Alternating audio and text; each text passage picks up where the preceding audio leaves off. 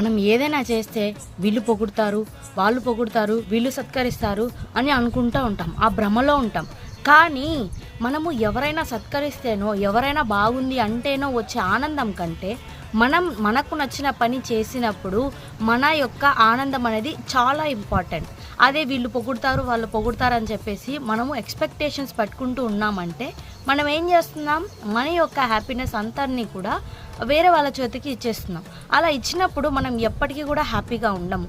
మనం ఏదైనా పని చేసేటప్పుడు మన హార్ట్‌కి నచ్చినది అయ్యుండాలి. మనకు ఫుల్‌ఫిల్డ్‌గా నచ్చేది అయ్యుండాలి. మళ్ళీ తర్వాత ఒకవేళ అది బాగున్నా, బాగలేకపోయినా అవతల వాళ్ళు ఏదైనా అంటారు. కానీ వాటన్నిటిని కూడా మనం పట్టించుకోకూడదు. కానీ చాలామంది ఏం చేస్తున్నారు?